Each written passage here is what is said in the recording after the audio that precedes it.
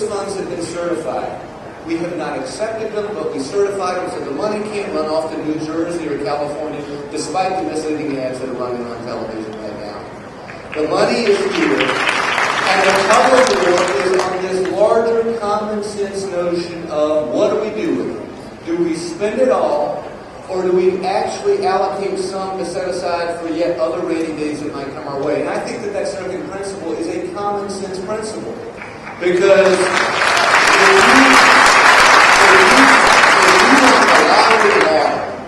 and you were a prudently managed household, you would say, let's take some money to set aside to paying down the credit card balance or to paying off the mortgage. You'd set some money aside. You wouldn't spend it all. The Bible, I even jotted down a couple of notes. In Proverbs talks about this notion of money. It says, in the house of the wise, there are stores of choice of grains and oil. Now, stores, actually storing up a few things.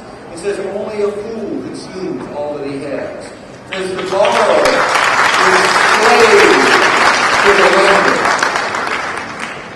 And so I think that there's some awfully simple principles at work here, some of which are biblical in nature, some of which are common sense in nature, and some of which are just flat out financial in nature.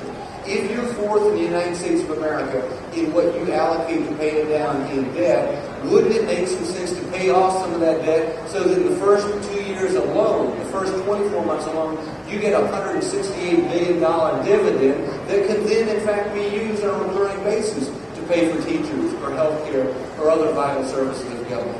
I think that at the core is about this. Do we limit spending and enact reforms that in many cases have been long overdue? And I can give you a long list of those.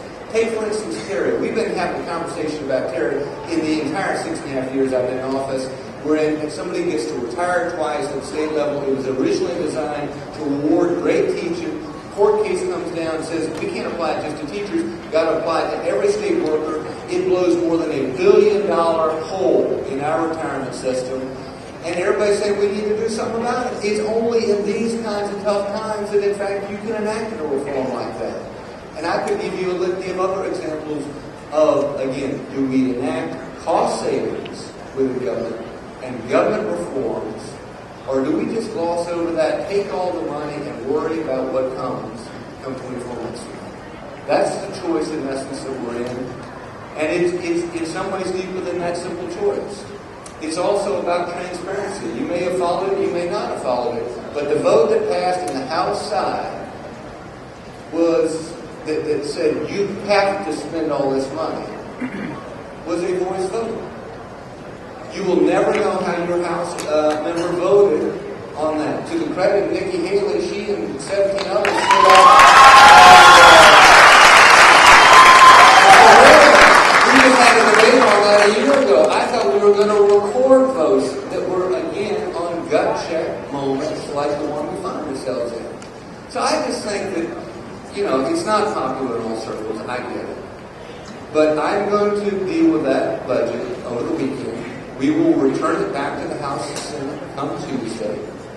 And I'm simply saying I ask for y'all's help. I think it needs to go back to the drawing board and come back with more in the way of common sense, much closer to where Greg Ryberg and Tom Davis were with the so-called Ryberg-Davis budget.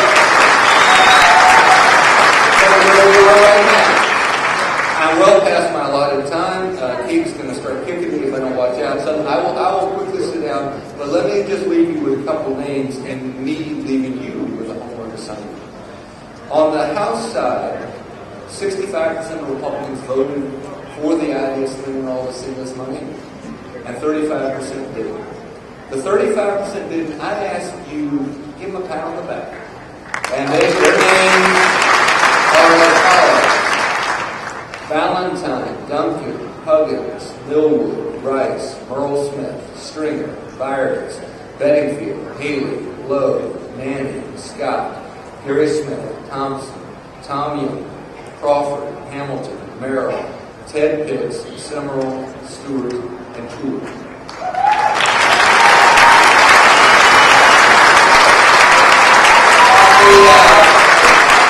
On the Senate side, it was actually closer. 54% said let's spend all the stimulus money. 46% didn't, which in some ways shows the values of primaries, but I won't go there.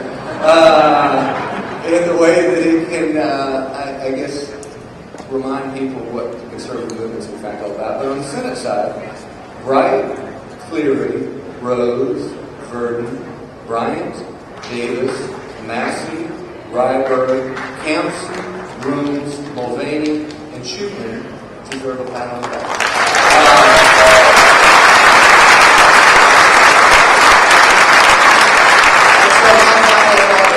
For those of you who didn't hear your representative or senator called, I would appreciate you giving them a call.